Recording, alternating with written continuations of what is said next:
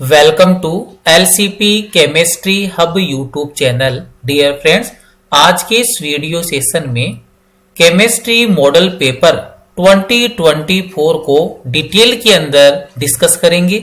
इस video session में chemistry model paper 2024 के एमसीक्यू प्रॉब्लम को कॉन्सेप्ट एंड ट्रिक की हेल्प से सोल्व करेंगे।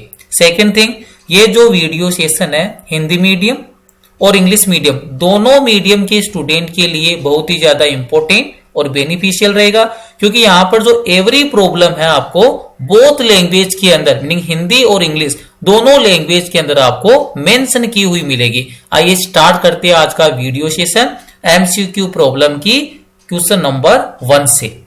यहां पर जो फर्स्ट प्रॉब्लम आपको गिवन है, this is a properties of an ideal solution, meaning यहां से आपको आइडियल सॉल्यूशन की प्रॉपर्टी को क्या करना है, क्लिक करना है। तो यहां पर आपको मैं कुछ एक्स्ट्रा इंफॉर्मेशन भी प्रोवाइड करूंगा। ये जो आइडियल सॉल्यूशन है, आइडियल सॉल्यूशन के लिए एक्चुअल के अंदर आपको ये माइंड के अंदर सेट करके रखना है कि जो भी आइडियल सॉल्यूशन होगा उसके लिए change in enthalpy that means delta H mixture is equal to 0। Second thing, change in volume that means delta V mixture is equal to 0। और ये जो आइडियल सॉल्यूशन है ये किसी भी टेम्परेचर एंड प्रेशर पर, चाहे टेम्परेचर एंड प्रेशर की कोई भी रेंज हो, उस रेंज पर राउल्ट रूल को क्या करेगा, फॉलो करेगा। कौन से रूल को फॉलो करेगा? राउल्ट्स जो लॉ है इसको क्या करेगा, ओबी करेगा। सेकंड थिंग, अगर आपके पास सॉल्यूशन कौन सा बाइनरी सॉल्यूशन का एग्जांपल है तो यहां पर जो भी टोटल कंपोनेंट का प्रेशर होगा वही प्रेशर किसके इक्वल होगा, total vapour pressure of the solution. That means यहां पर जो पी टोटल है वो किसके इक्वल हो जाएगा, कंपोनेंट ए के partial pressure plus component B का जो पार्शियल प्रेशर है उनके सम के इक्वल हो जाएगा। तो ये प्रॉपर्टी जो वो कौन शो करता है, आइडियल सॉल्यूशन फॉलो करता है। तो यहां से देखिए, इट फॉलोज राउल्ट लॉ, बिल्कुल करेक्ट स्टेटमेंट है। आइडियल जो सॉल्यूशन है वो क्या करेगा, राउल्ट रूल को क्या करेगा, फॉलो करेगा at any range of temperature and pressure, चाहे टेम्परेचर और प्रेशर की कोई भी रेंज हो। Option number B, delta H mixture is equal to 0, बिल्कुल ये भी करेक्ट है, क्योंकि यहां पर जो एंथैल्पी में चेंजेज है वो बिल्कुल भी नहीं होता है। That means delta H mixture कितना रहता है, 0 रहता है। Option number C, delta V mixture is equal to 0, ये भी बिल्कुल करेक्ट है, क्योंकि आइडियल सॉल्यूशन के लिए जो वॉल्यूम है इसमें किसी भी टाइप का चेंज नहीं होता है। That means delta V mix equal to 0। Option number D, all of the above, बिल्कुल करेक्ट है। तो यहां पर ये जो 3 प्रॉपर्टीज आपको गिवन थी, ये 3 प्रॉपर्टीज किसकी होती है, आइडियल सॉल्यूशन की। तो यहां से करेक्ट आंसर कौन सा जाएगा dear friends, option number D is the correct answer. जो आइडियल सॉल्यूशन है वो राउल्ट लॉ को भी फॉलो करेगा। चेंज इन वॉल्यूम कितना होगा, 0, चेंज इन एंथैल्पी कितना होगा, 0। और यहां पर अगर प्रेशर के टर्म में बोलता पार्शियल प्रेशर में, तो जितने भी कंपोनेंट है उन सभी कंपोनेंट के पार्शियल प्रेशर का जो सम है वो किसके इक्वल होगा, total partial pressure of the solution. तो यहां से फर्स्ट वाली प्रॉब्लम को अपन ने सोल्व कर लिया। Problem number 2, rusting is a mixture of which of the following, meaning यहां पर ये कोरोजन का एग्जांपल है। जो भी मेटल्स होती है उन मेटल्स पर ऑक्साइड की एक लेयर का फॉर्मेशन हो जाता है और अपन इसी प्रोसेस को क्या बोलते हैं, कोरोजन बोलते हैं। और यहां पर जो आयरन के केस में पूछ रहा है तो आयरन में क्या होता है, रस्टिंग ऑफ आयरन होता है, मीनिंग लोहे पर जंग लग जाता है, रस्टिंग हो जाती है। तो इसके लिए रेस्पॉन्सिबल मिक्सचर कौन सा है, इससे डील करना है। तो डियर फ्रेंड्स, मैं यहां पर आपको कुछ हिंट प्रोवाइड करता हूं। सबसे पहले अगर अपन यहां पर ये अंडरस्टैंड करना होगा कि जो रस्टिंग ऑफ आयरन है it is an example of electrochemical process. इस रिएक्शन के अंदर, इस प्रोसेस में ऑक्सीडेशन रिएक्शन भी होती है और साथ में रिडक्शन रिएक्शन भी है। ये जो कोरोजन है ये एक्चुअल में किसका एग्जांपल है, रस्टिंग ऑफ आयरन किसका एग्जांपल है, इलेक्ट्रोकेमिकल प्रोसेस का एग्जांपल है। इंपॉर्टेंट थिंग क्या है डियर फ्रेंड्स, यहां पर जो एनोड है, एनोड का वर्क करेगा आयरन, और यहां पर रिएक्शन को बैलेंस करने के लिए आपको कितने मोल को कंसीडर करना है, 2 मोल को। यहां पर जो फर्स्ट जो रिएक्शन में मेंशन कर रहा हूं ये रिएक्शन कहां पर हो रही है, एट एनोड। क्योंकि यहाँ पर जो आपके पास मेटल है आयरन की, उस आयरन की मेटल के सरफेस पर 2 स्पॉट का फॉर्मेशन हो जाएगा। एक स्पॉट वर्क करेगा एज ए एनोड और सेकंड वाला स्पॉट वर्क करेगा एज ए कैथोड। तो एनोड पर कौन कौन सी रिएक्शंस होती है उसके बारे में मेंशन कर रहा हूं। एनोड पर ऑक्सीडेशन रिएक्शन होती है, दैट मींस 2 आयरन है, यहां से किसमें कन्वर्ट हो जाएगा 2Fe+2 plus 4 electron, meaning 1 iron Fe+2 में कन्वर्ट होता है तो 2 इलेक्ट्रॉन का डोनेशन करेगा। 2 आयरन है तो यहां पर दोनों आयरन किसमें कन्वर्ट होगी 2Fe+2 में। एक आयरन डोनेशन करता है 2 इलेक्ट्रॉन का, तो 2 आयरन कितने इलेक्ट्रॉन को डोनेट करेंगे 4 इलेक्ट्रॉन को। तो ये तो हो गई एनोड वाली रिएक्शन। सेकेंड थिंग, कैथोड पर किस टाइप से रिएक्शन होती है जब भी रस्टिंग ऑफ आयरन होता है, एट कैथोड। तो यहां पर मैंने मेंशन कर दिया कैथोड की रिएक्शन। कैथोड पर ऑक्सीजन का रिडक्शन होता है, दैट मींस O2। और यहां पर जो रस्टिंग ऑफ आयरन है ये 2 ही कंडीशन में हो सकती है, जब क्या क्या प्रेजेंट होगा, presence of moisture and presence of oxygen.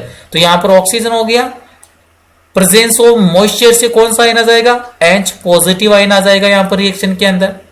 तो यहां पर मैंने मेंशन कर दिया 4H पॉजिटिव। एंड जो एनोड से रिलीज हुए इलेक्ट्रॉन वो कहां पर आएंगे कैथोड पर, दैट मींस कितने इलेक्ट्रॉन आ जाएंगे 4 इलेक्ट्रॉन। तो ये किसमें कन्वर्ट हो जाएगा dear friends 2 molecule of H2। और H2 की फिजिकल स्टेट कौन सी होती है, लिक्विड। तो ये एक्चुअल में किसकी रिएक्शन होती है, रस्टिंग ऑफ आयरन की। तो यहां पर अभी इंपॉर्टेंट आपको स्टार लगाकर मेंशन कर रहा हूं, एनोड के ऊपर जो आयरन था ये कन्वर्ट हो गया आपके Iron+2 में कन्वर्ट हो गया। इसके बाद में जो इन्वायरमेंट के अंदर जो भी एयर प्रेजेंट उसमें कौन है, ऑक्सीजन है। तो ये ऑक्सीजन क्या करेगी, इस आयरन को कन्वर्ट कर देगी फेरिक आयन में, दैट मींस Fe+3 में। और ये जो फेरिक जो आयन है ये क्या करेगा, ऑक्सीजन के साथ कंबाइन होकर एक ऑक्साइड बनाएगा। उस ऑक्साइड का नाम है ferric oxide, that means Fe2O3। और ये जो फेरिक ऑक्साइड है डियर फ्रेंड्स, ये जो इन्वायरमेंट के अंदर जो भी मॉइस्चर प्रेजेंट होगी उससे क्या करेगा, उससे वाटर को क्या कर लेगा, कंबाइन कर लेगा। और यहां पर जो प्रोडक्ट बनेगा वो बनेगा Fe2O3.XH2O, नहीं यहां पर एडक्ट बन जाएगा वाटर मॉलिक्यूल के साथ। और ये एक्चुअल में किसका फॉर्मूला होता है डियर फ्रेंड, रस्ट का फॉर्मूला होता है या रस्टिंग ऑफ आयरन का फॉर्मूला होता है। तो यहां पर आपको मैंने इंफॉर्मेशन प्रोवाइड कर दी, एनोड का वर्क करेगा आयरन मेटल और कैथोड के ऊपर क्या होगा, एक्चुअल में ऑक्सीजन का रिडक्शन होगा। और किस टाइप से रस्टिंग होती है ये मैंने आपको डिटेल में मेंशन कर दिया। तो यहां पर जो प्रॉब्लम नंबर 2 थी डियर फ्रेंड्स अपने पास, rusting is a mixture of which of the following. तो आपको डायरेक्ट यही से आंसर पता चल जाएगा कि जब भी रस्टिंग ऑफ आयरन होगी तो उस केस में कौन सा ऑक्साइड होगा, Fe2O3 होगा, दैट मींस फेरिक ऑक्साइड। तो यहां से ऑप्शन के अंदर सेलेक्ट कर लीजिए। फर्स्ट वाले ऑप्शन के अंदर FeO ये इनकरेक्ट आंसर हो गया, FeO ये भी इनकरेक्ट हो गया, Fe2O3 ये बिल्कुल करेक्ट आंसर। तो करेक्ट आंसर कौन सा हो जाएगा, option number C is the correct answer, that means ferric oxide and ferric hydroxide. Option number D correct होगा नहीं, क्योंकि यहां पर कौन सा ऑक्साइड आ गया, Fe3O4 आ गया। और आयरन की जो रस्टिंग के लिए रेस्पॉन्सिबल कौन सा ऑक्साइड होता है, ferric oxide, that means Fe2O3। Problem number 3 की ओर मूव करते हैं dear friends. The time taken for 90%, यहां पर मिस प्रिंटिंग है, यहां पर क्या आएगा 90% completion of the first order reaction will B approximately. Meaning यहां पर यह पूछना चाह रहा है आपसे कि जो फर्स्ट ऑर्डर काइनेटिक्स की एक केमिकल रिएक्शन है और वो केमिकल रिएक्शन जब 90% कंप्लीट हो जाती है तो इस ड्यूरिंग दिस प्रोसेस जितना भी टाइम लगेगा वो एक्चुअल में हाफ लाइफ टाइम का कितना टाइम होगा। तो इसको सोल्व करने के लिए आपको बेसिक सा फॉर्मूला है फर्स्ट ऑर्डर काइनेटिक्स के लिए, वो फॉलो करना पड़ेगा। इसको डिटेल के अंदर मैं मेंशन करता हूं dear friend. We know that what is the rate constant for first order kinetics. Here K is represent for rate constant for first order kinetics. K is equal to 2.303 divide by T log on the base 10, log on the base 10 initial concentration, that means R naught, divide by final concentration, that means initial concentration R naught minus R. ये आपको dear friends ये formula पता रखना है कि first order kinetics के लिए जो रेट कांस्टेंट उसका फॉर्मूला ये होता है K is equal to 2.303 divide by t log on the base 10 initial concentration divide by final concentration. तो यहां पर अगर अपन देखें साथ में आपको यहां पर क्या फाइंड आउट करना है कि कितना टाइम आपको रिक्वायर्ड है। The time taken for 90% completion of the first order reaction will B approximately. तो यहां पर अगर इस वाले फॉर्मूले में मैं वैल्यू पुट करता हूं तो यहां पर देखिए क्या वैल्यू बन जाएगी, T is equal to 2.303 divide by K log on the base 10। यहां पर जो इनिशियल कॉन्सेंट्रेशन है डियर फ्रेंड्स अपन ऑलवेज उसको कितना कंसीडर करते हैं, 100 कंसीडर करते हैं। तो ये लीजिए यहां पर मैंने मेंशन कर दिया आर नोट की वैल्यू कितनी आ गई 100 divide by R naught, that means initial concentration कितनी है 100 माइनस कितना रिएक्शन कंप्लीट हो गई है। तो ये देखिए 90% completion of the first order reaction, meaning 90% क्या हो गया, डिकम्पोज हो गया है। तो यहां पर मैंने मेंशन कर दिया आर की वैल्यू कितनी आ जाएगी 90 आ जाएगी। ये हो गया आपके पास इक्वेशन इसको सोल्व करने के लिए। साथ में अपन एक बात और जानते हैं यहां से क्या, we know that what is the half life time for first order kinetics. The half life time for first order kinetics is equal to 0.693 divide by K. तो यहां से आपको हाफ लाइफ टाइम की वैल्यू मिल जाएगी first order kinetics के लिए। इस वाले फॉर्मूले में के है, दैट मीन्स रेट कांस्टेंट है। तो आप के को किससे रिप्लेस कर दोगे, के इज इक्वल टू 0.693। और वापिस इसको मैं राइट डाउन करता हूं, के की वैल्यू किसके इक्वल हो जाएगी, K is equal to 0.693 divide by t half. तो यहां पर आप क्या करोगे, के को रिप्लेस करके 0.693 divide by t half put कर दोगे। तो देखिए इक्वेशन क्या बनेगी, t is equal to 2.303 divide by k, और के को रिप्लेस कर दिया मैंने 0.693 डिवाइड बाई टी हाफ। तो यहां से ये मल्टीप्लाई हो जाएगा किसके साथ, टी हाफ के साथ मल्टीप्लाई हो गया। क्लियर है। नेक्स्ट देखिए लॉग ऑन द बेस 10, ये लीजिए मैंने मेंशन कर दिया लॉग ऑन द बेस 10। यहां पर आप इसको सोल्व करोगे तो क्या जाएगा 100 divide by 100 minus 90, that means कितना आ गया 10। और 10 को जब आप डिवाइड करोगे 100 को डिवाइड करोगे आप 10 से तो कितना टाइम हो जाएगा 10 हो जाएगा। तो यहां से आपके पास जो इक्वेशन क्या बन रही है, t is equal to 2.303 divide by 0.693 t half, t half हो गया। Then log on the base 10, और यहां पर कितना आ जाएगा 10 आ जाएगा। अब यहां पर आपको एक और अंडरस्टैंड करनी है बात क्या, कि यहां पर डियर फ्रेंड जो लॉग ऑन द बेस 10 पर जो 10 की वैल्यू है इसका वैल्यू कितना आता है 1 आता है डियर फ्रेंड।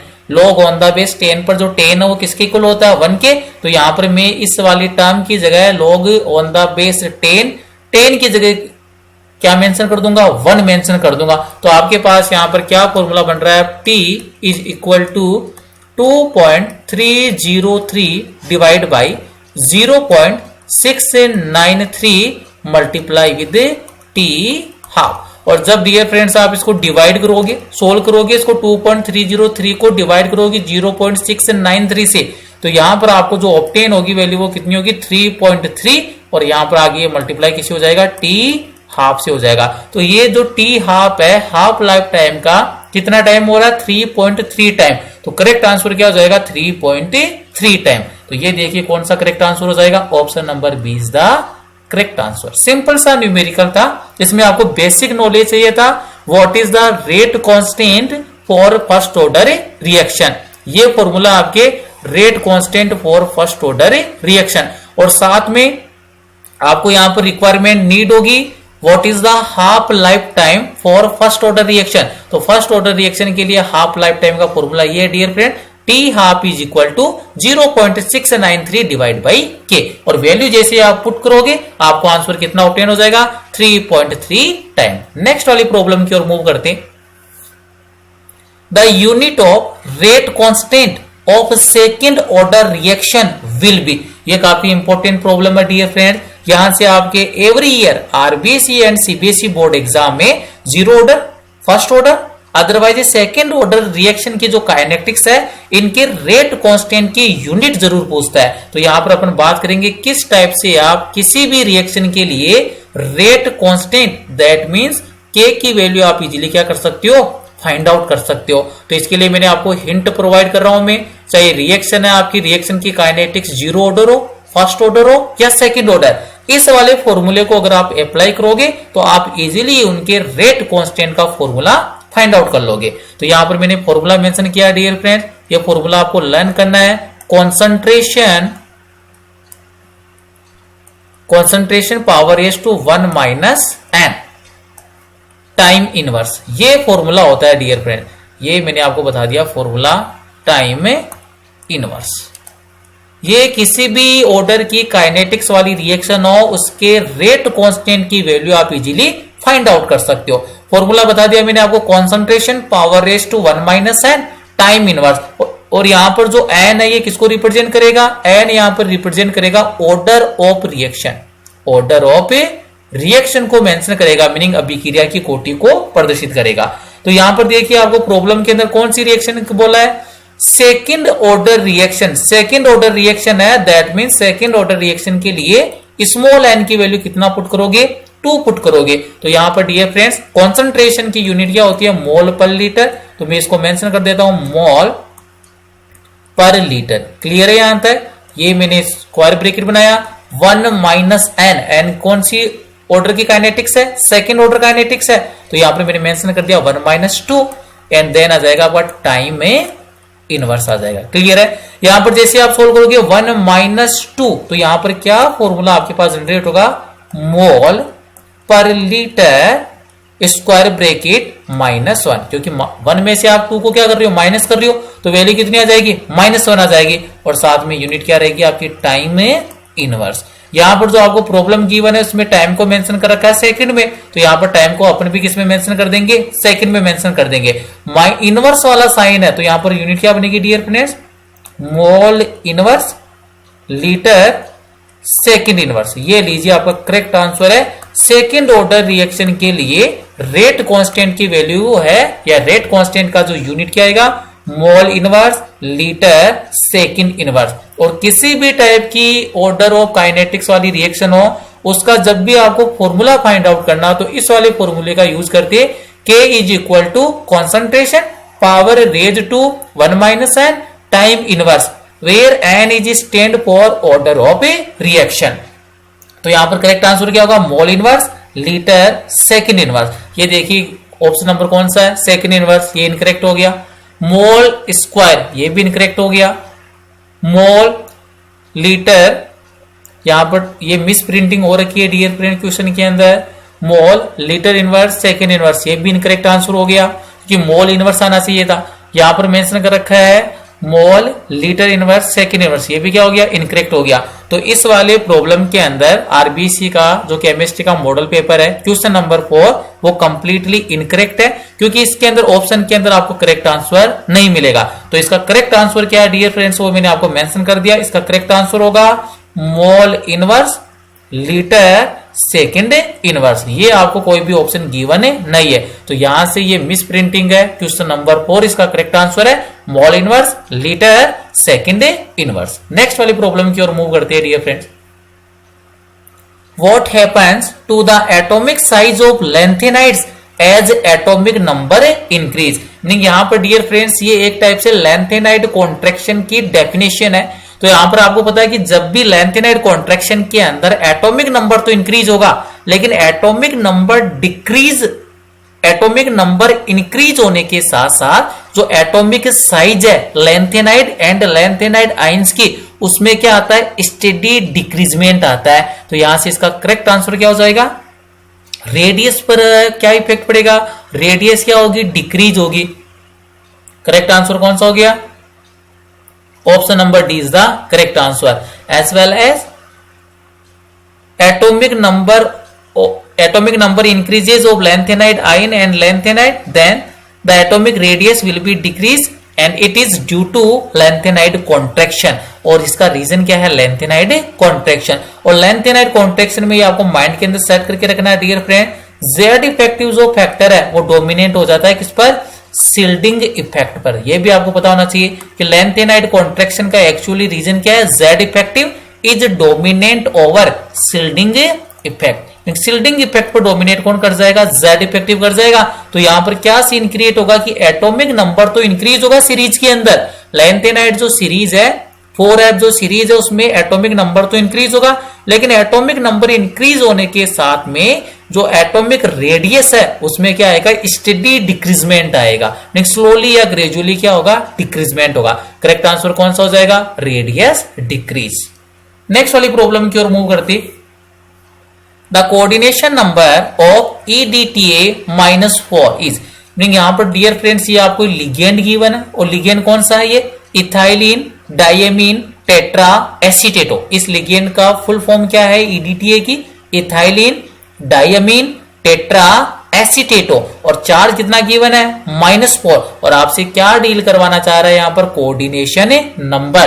तो डियर फ्रेंड्स मैंने कोऑर्डिनेशन केमिस्ट्री के कुछ इंपोर्टेंट MCQ का वीडियो यहां पर अपलोड कर रखा है, आप उसमें भी जाकर देख सकते हो। EDTA है ये इंपोर्टेंट लिगेंड है, और इसका कोऑर्डिनेशन नंबर कितना होता है? 6 होता है। तो करेक्ट आंसर क्या हो जाएगा? Option number B is the correct answer. What is the coordination number of EDTA -4 is equal to 6। ये माइंड के अंदर सेट कर लेना डियर फ्रेंड। ये यहां पर मैंने लिगेंड मेंशन किया है और यहां पर इसका कोऑर्डिनेशन नंबर मेंशन किया है। अगर लिगेंड कौन सा आता है? EDTA -4, तो इसका कोऑर्डिनेशन नंबर कितना होता है? 6 होता है। अगर लिगेंड कौन सा है? EDTA -3, तो इसका कोऑर्डिनेशन नंबर कितना है? 5। इसका नोमेनक्लेचर है इथाइलिन डायमीन ट्राई एसीटेटो, और 4 वाले का नोमेनक्लेचर है इथाइलिन डायमीन टेट्रा एसीटेटो, और इसका कोऑर्डिनेशन नंबर कितना है? 6। तो करेक्ट आंसर कौन सा हो जाएगा? 6 हो जाएगा। नेक्स्ट वाली प्रॉब्लम की ओर मूव करते हैं। Which element is found in chlorophyll. यहां पर जो एक पिगमेंट है जो ग्रीन प्लांट्स के अंदर प्रेजेंट होता है, और उस पिगमेंट का नाम क्या है? क्लोरोफिल है। तो क्लोरोफिल जो पिगमेंट है इसमें कौन सा एलिमेंट है वो प्रेजेंट होता है? तो आपको ये पता होना चाहिए डियर फ्रेंड्स, माइंड के अंदर सेट करके रखना है। क्लोरोफिल के अंदर कौन सा एलिमेंट प्रेजेंट होता है? तो क्लोरोफिल में होता है डियर फ्रेंड मैग्नीशियम। तो कौन सा ऑप्शन करेक्ट हो जाएगा? Option number B is the correct answer. यहां पर जो क्लोरोफिल जो आपका पिगमेंट है इसमें कौन सा एलिमेंट प्रेजेंट होता है? मैग्नीशियम। अब जो अदर दे रखी है इनको, इनसे भी अपन डील कर लेते हैं। कोबाल्ट डियर फ्रेंड, ये जो कोबाल्ट है ये किसमें प्रेजेंट होता है? तो ये आपको पता रखना है। कोबाल्ट प्रेजेंट होता है विटामिन B12 में। माइंड के अंदर सेट कर लेना, विटामिन या अदरवाइज विटामिन B12 है, इसमें कौन सा एलिमेंट प्रेजेंट होता है? कोबाल्ट प्रेजेंट होता है। फिर नेक्स्ट वाला दे रखा आपको आयरन। आयरन को अपन रिप्रेजेंट करते हैं Fe के थ्रू। आयरन किसमें प्रेजेंट होता है? तो डियर फ्रेंड ये प्रेजेंट होता है हेमोग्लोबिन के अंदर। ब्लड के अंदर जो ऑक्सीजन को ट्रांसपोर्ट करने का काम करता है उसको अपन हीमोग्लोबिन बोलते हैं, और हीमोग्लोबिन है इसमें कौन सा एलिमेंट प्रेजेंट होता है? आयरन। विटामिन B12 है, अदरवाइज विटामिन B12 में कोबाल्ट प्रेजेंट होता है। कोबाल्ट को रिप्रेजेंट करते हैं अपन CO3 के थ्रू। CO इसका एटॉमिक सिंबल है CO। मैग्नीशियम किसमें प्रेजेंट होता है? क्लोरोफिल में प्रेजेंट होता है। और ये जो निकिल जो एलिमेंट है डियर फ्रेंड्स, इसका भी आपको स्पेसिफिक पता रखना है। निकिल जो एलिमेंट है इसका एक लिगेंड होता है जिसको अपन बोलते हैं DMG डाई मिथाइल ग्लाई ऑक्सीमेटो। इस लिगेंड के थ्रू इस निकिल एलिमेंट का अपन क्या करते हैं? क्वांटिटेटिव एनालिसिस करते हैं। Quantitative analysis of nickel is done by DMG ligand. तो ये हो गया इसका करेक्ट आंसर। क्या हो जाएगा? क्लोरोफिल में मैग्नीशियम। नेक्स्ट वाली प्रॉब्लम की ओर मूव कीजिए। DNA contain base. यहां पर आपको यह पता रखना है कि जो DNA है इसमें कौन कौन से नाइट्रोजिनस बेस है वो प्रेजेंट होते हैं। तो आपको सबसे पहले तो यह पता होना चाहिए जो DNA की जो बेसिक इंफॉर्मेशन है, DNA के अंदर प्यूरिन एंड पिरिमिडिन दोनों टाइप के जो बेस है ये क्या होते हैं? प्रेजेंट होते हैं। और जब भी बात आती है DNA की, तो DNA के अंदर एक तो नाइट्रोजिनस बेस होता है एडिनिन, एक प्रेजेंट होता है डियर फ्रेंड्स ग्वानिन, एक होता है साइटोसिन, और एक होता है थाइमिन। तो ये नाइट्रोजिनस बेस है वो DNA के अंदर क्या होती है? प्रेजेंट होते हैं adenine, guanine, cytosine and thymine. जब भी आप बात करते हो आरएनए तो डियर फ्रेंड्स आपको माइंड में सेट करके रखना है, जो आरएनए होता है उसके अंदर ये दो थाइमीन की जगह यूरेसिल प्रेजेंट होता है। दैट मींस आरएनए में एडेनिन होगा, ग्वानिन होगा, साइटोसिन होगा और थाइमीन की जगह कौन सा होता है उसमें यूरेसिल होता है। तो ये माइंड के अंदर सेट करके रखना है। डीएनए के अंदर होता है थाइमीन और आरएनए में होता है यूरेसिल। तो डीएनए की पूछा है तो डीएनए में एक तो एडेनिन है, guanine, thymine and cytosine. Adenine, guanine, thymine and cytosine. Option number A क्या हो जाएगा, इसका करेक्ट आंसर हो जाएगा। नेक्स्ट वाली प्रॉब्लम की ओर मूव करते, Which of the following compound is found in abundance amount in nature? Meaning यहां से आपको उस कंपाउंड को सिलेक्ट करना है जो नेचर के अंदर बहुत ही ज्यादा अबंडेंस के अंदर अमाउंट में क्या होता है, फाइंड आउट होता है। तो इसका करेक्ट आंसर क्या हो जाएगा, सेलुलोज हो जाएगा। डियर फ्रेंड, ये जो सेलुलोज है ये एक्चुअल में किसका एग्जाम्पल है, कार्बोहाइड्रेट का एग्जाम्पल है। किसका एग्जाम्पल है, कार्बोहाइड्रेट का। और कार्बोहाइड्रेट में भी ये किसका एग्जाम्पल है, पॉलीसेकेराइड का एग्जाम्पल है। डियर फ्रेंड, किसका एग्जाम्पल है, पॉलीसेकेराइड का एग्जाम्पल है। और यह भी आपको पता रखना है कि ये जो सेलुलोज है एक्चुअल में क्या होता है, पॉलीमर होता है। सेलुलोज है वो एक्चुअल में क्या होता है, पॉलीमर है। और पॉलीमर में कौन सी मोनोमर यूनिट प्रेजेंट होती है, इसमें प्रेजेंट होती है dear friends beta D plus glucose. ये भी आपको एक्स्ट्रा इंफॉर्मेशन मैंने आपको प्रोवाइड कर दी है। सेलुलोज है एक्चुअल के अंदर पॉलीमर है। किसका पॉलीमर होता है cellulose, alpha D plus glucose का पॉलीमर है। Sorry, beta D plus glucose का पॉलीमर कौन है, सेलुलोज है। सेलुलोज एग्जांपल है आपके कार्बोहाइड्रेट का। कार्बोहाइड्रेट की 3 कैटेगरी होती है, मोनोसेकेराइड, ओलिगोसेकेराइड एंड पॉलीसेकेराइड। तो कार्बोहाइड्रेट में भी कौन सी कैटेगरी से बिलोंग करता है, ये पॉलीसेकेराइड कैटेगरी से क्या करता है, बिलोंग करता है। और सेलुलोज की अगर अपन बात करें तो ये मेनली सेलुलोज है, ये प्लांट वॉल, जो प्लांट वॉल है इसका मेन कंपोनेंट कौन होता है, सेलुलोज ही होता है। डियर फ्रेंड्स, ये भी माइंड में सेट करके रखना है, प्लांट जो वॉल है इसका जो मेन कंपोनेंट कौन होता है, सेलुलोज होता है। तो ये करेक्ट आंसर हो गया है आपकी। नेक्स्ट वाली प्रॉब्लम की ओर मूव करते हैं। हिंसबर्ग रिएजेंट इज, आपसे ये पूछ रहा है कि जो हिंसबर्ग रिएजेंट है उसका एक्चुअल में नोमेनक्लेचर क्या है। तो सबसे पहली बात तो आपको एक्स्ट्रा इंफॉर्मेशन भी प्रोवाइड करते हैं यहाँ पर। हिंसबर्ग जो रिएजेंट है एक्चुअल में क्या करता है, डिस्टिंग्विश करता है। कौन कौन सी एमिन को डिस्टिंग्विश कर सकता है, ये प्राइमरी, सेकेंडरी एंड टर्शरी, तीनों टाइप की जो अमीन है उसको इजीली डिस्टिंग्विश कौन कर सकता है, हिंसबर्ग रिएजेंट कर सकता है। प्राइमरी एमिन के साथ जो प्रोडक्ट बनता है वो बेस में सोल्यूबल होता है। सेकेंडरी एमिन के साथ हिंसबर्ग रिएजेंट जो भी प्रोडक्ट बनाएगा वो बेस में इनसोल्यूबल होता है। और टर्सरी जो एमीन है वो हिंसबर्ग रिएजेंट के साथ रिएक्शन प्रोवाइड नहीं करती, क्योंकि टर्सरी एमीन में नाइट्रोजन एटम पर एसिडिक हाइड्रोजन है वो क्या होता है, एब्सेंट होता है। तो हिंसबर्ग रिएजेंट है, इसके स्ट्रक्चर में मेंशन कर देता हूं। स्ट्रक्चर बिल्कुल सिंपल सी है, बेंजीन, ये लीजिए मैंने 6 मेंबर रिंग ड्रॉ कर दी, benzene, then sulphonyl, S double bond O, benzene sulphonyl chloride. इसी को कौन सा रिएजेंट बोलते हैं अपन, हिंसबर्ग रिएजेंट बोलते हैं। तो देख लीजिए कौन सा करेक्ट हो जाएगा, benzene sulphonyl chloride. That means option number A is the correct answer. और इसका केमिकल स्ट्रक्चर की बात करें तो केमिकल स्ट्रक्चर इस टाइप से होती है हिंसबर्ग रिएजेंट की, C6H5SO2Cl। इसी को और मैं किस फॉर्म में मेंशन कर सकता हूं, इसी को इस टाइप से मेंशन कर सकता हूं मैं, C6H5SO2Cl। ये भी कौन सा रिएजेंट है, हिंसबर्ग रिएजेंट। और केमिकल स्ट्रक्चर इसकी इस टाइप से ड्रॉ होगी। नेक्स्ट वाली प्रॉब्लम की ओर मूव कीजिए। Benzene react with diazonium chloride X to give a dye, the reactant X is, यहां पर रिएक्टेंट पूछ रहा है। तो डियर फ्रेंड्स ये एक्चुअल में रिएक्शन है आपके कपलिंग रिएक्शन की। और यहां पर आपको माइंड के अंदर सेट करके रखना है कि जो आपका बेंजीन डाइएजोनियम क्लोराइड सोल्ट है, that mean C6H5N2 positive Cl negative, इसको बोलते हैं बेंजीन डाइएजोनियम क्लोराइड सोल्ट।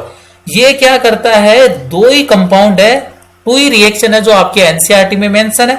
एक रिएक्शन के अंदर तो ये रिएक्शन करता है फिनोल के साथ, दैट मीन C6H5OH, या तो फिनोल के साथ कंबाइन करेगा, अदरवाइज किसके साथ कंबाइन करेगा, अनिलीन के साथ, that means aromatic primary amine, NH2 के साथ। और यहां से ये रिएक्शन करके जो भी प्रोडक्ट बनाएगा, ये प्रोडक्ट किसमें यूज की जाती है? डाई इंडस्ट्री में यूज की जाती है। फिनोल के साथ जब भी ये रिएक्शन करेगा तो ऑरेंज कलर के डाई का फॉर्मेशन होगा, और एनिलीन के साथ में येलो कलर की डाई का क्या होगा? फॉर्मेशन होगा। तो यहां से आपको कंपाउंड कौन सा हो जाएगा? C2H5OH। ये तो एलिफेटिक हो गया, ये रिएक्शन प्रोवाइड नहीं करेगा क्योंकि एरोमेटिक कंपाउंड रिएक्शन करते हैं। और मेनली कौन सी 2 रिएक्शन आपके एनसीईआरटी में गिवन है?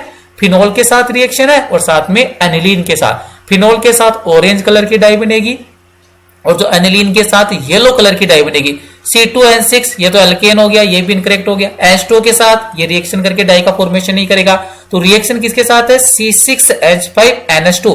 दैट मींस ये रिएक्शन किसके साथ करेगा? एनिलीन के साथ रिएक्शन करेगा। और कौन सी कलर की डाई का फॉर्मेशन कर देगा? येलो कलर की डाई बनेगी। और यहां पर जो एक्स रिएक्टेंट ना, ये एक्स रिएक्टेंट तो कौन सा हो गया? एनिलीन हो गया। कौन सा हो गया? एनिलीन हो गया। तो करेक्ट आंसर कौन सा हो जाएगा? Option number C is the correct answer. Next problem की ओर मूव करते।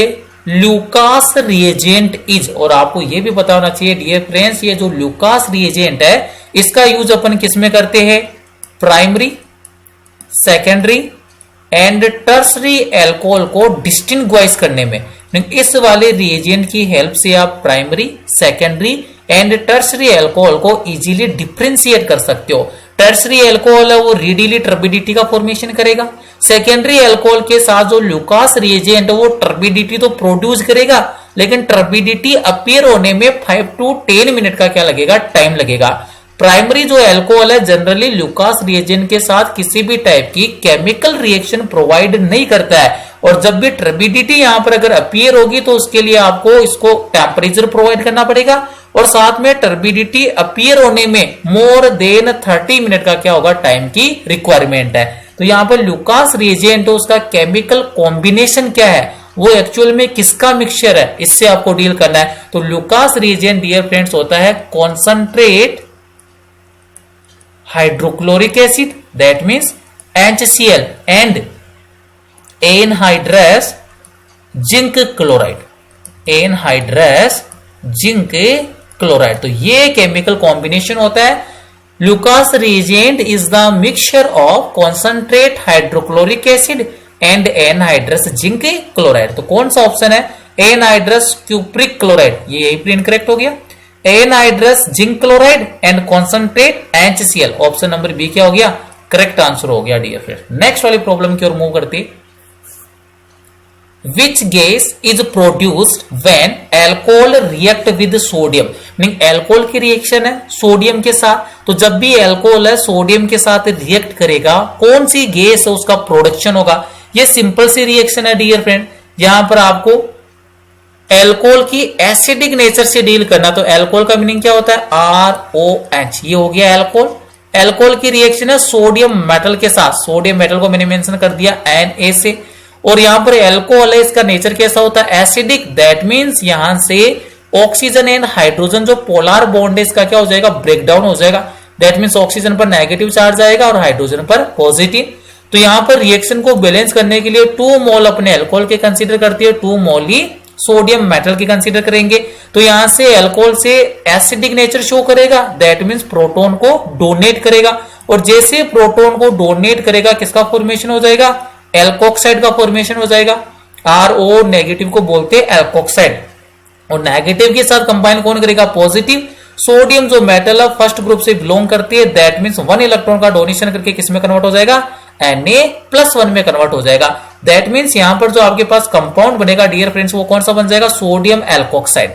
ये बन गया सोडियम एल्कोक्साइड। और ये जो प्रोटॉन है ये कौन सी गैस में रिलीज हो जाएगा? H2 गैस की फॉर्म में यहां से क्या कर जाएगा? रिलीज कर जाएगा। तो यहां से क्लियर पता चल गया कि जब भी एल्कोहल है सोडियम मेटल के साथ रिएक्शन करेगा कौन सी गैस यहां से रिलीज होगी? तो रिलीज होने वाली गैस कौन सी है डियर फ्रेंड?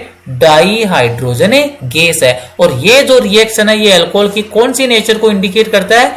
एल्कोहल की एसिडिक नेचर को क्या करता है? रिप्रेजेंट करता है। तो आपके पेपर में दूसरी टाइप से भी क्वेश्चन आ सकता है। Write down any chemical reaction which shows the acidic nature of A alcohol. तो उस कंडीशन में भी आप ये वाली रिएक्शन क्या कर सकते हो? मेंशन कर सकते हो। कौन सी गैस हो जाएगी dear friends? Dihydrogen gas. That means option number A is the correct answer. Next वाली प्रॉब्लम की ओर मूव करते।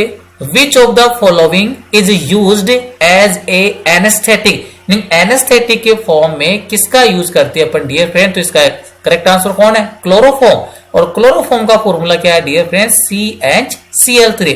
क्लोरोफॉर्म का यूज करते हैं अपन एनेस्थेटिक के फॉर्म में, मीनिंग बेहोश करने के में किसका यूज करते हैं? क्लोरोफॉर्म। तो करेक्ट आंसर कौन सा हो गया? Option number A is the correct answer. Next वाले क्वेश्चन की ओर मूव करते। What is the compound B in the following reaction? Meaning आपको कंपाउंड बी को क्या करना है? यहां पर फाइंड आउट करना है। सिंपल सी रिएक्शन मेंशन कर रखी है, इथाइल ब्रोमाइड की रिएक्शन है। ये लीजिए मैं अंडरस्टैंड करवा देता हूं। Ethyl bromide CH3 CH2 Br, ये हो गया इथाइल ब्रोमाइड। इस इथाइल ब्रोमाइड का सबसे पहले ट्रीटमेंट है KCN के साथ, दैट मीन्स पोटेशियम साइनाइड के साथ। और यहां पर रिएक्शन कौन सी होगी डियर फ्रेंड? SN2 रिएक्शन होगी। कौन सी रिएक्शन होगी? SN2 reaction. और SN2 रिएक्शन में एक्चुअल में क्या सीन क्रिएट होगा? न्यूक्लियोफाइल कौन है? Cn negative. पोटेशियम पर होता है K पॉजिटिव। तो न्यूक्लियोफिलिक सब्स्टिट्यूशन रिएक्शन में ये जो न्यूक्लियोफाइल है ये अटैक करेगा पार्शियल पॉजिटिव वाले कार्बन पर, और यहां से जो हेलोजन है वो हेलाइड की फॉर्म में क्या कर जाएगा? लीव कर जाएगा।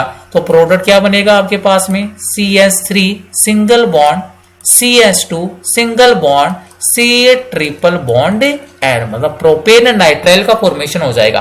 क्या बन गया? Propane nitrile. आयुपेक के अंदर CN साइनाइड को नाइट्राइल बोलते हैं। 3 कार्बन हो गए तो प्रोपेन, और फंक्शनल ग्रुप कौन सा है? CN, that means nitrile. तो प्रोडक्ट कौन सा बना है? Propane nitrile. अब नेक्स्ट बोला हाइड्रोलाइसिस। ये लीजिए यहां पर हाइड्रोलाइसिस, और यहां पर अगर आपको कुछ भी हिंट मेंशन नहीं करके रखा, मीनिंग कौन सा हाइड्रोलाइसिस है? ये कंप्लीट हाइड्रोलाइसिस है। तो नाइट्राइल का जब भी कंप्लीट हाइड्रोलाइसिस होगा कार्बोक्सिलिक एसिड का फॉर्मेशन होता है, दैट मीन्स CH3 CH2, और ये नाइट्राइल जो फंक्शनल ग्रुप है ये किसमें कन्वर्ट हो जाएगा? कार्बोक्सिलिक एसिड में कन्वर्ट हो जाएगा। कितने कार्बन का एसिड बना दिया? 1 2 3। 3 के लिए रूट वर्ड यूज करते हैं अपन प्रोपेन। फंक्शनल ग्रुप है कार्बोक्सिलिक एसिड। कार्बोक्सिलिक एसिड के लिए अपन सफिक्स यूज करते हैं ओइक एसिड। तो कंप्लीट नोमेनक्लेचर क्या हो गया? Propanoic acid. तो कौन सा ऑप्शन करेक्ट होगा? Option number C is the correct answer, propanoic acid. Next वाले क्वेश्चन की ओर मूव करते। लास्ट क्वेश्चन है ये एमसीक्यू का, क्योंकि आपके आरबीसी बोर्ड एग्जाम में 16 एमसीक्यू प्रॉब्लम आएगी, 15 अपन ने सोल्व कर लिए। लास्ट क्वेश्चन है आपके model paper chemistry of RBC 2024। SN2 is formed in the reaction, meaning यहां पर देखिए अपन ने 2 टाइप की रिएक्शन पढ़ी थी। SN जो रिएक्शन है न्यूक्लियोफिलिक सब्स्टिट्यूशन रिएक्शन, 2 टाइप की होती है। एक तो होती है SN1 और एक रिएक्शन होती है SN2 रिएक्शन।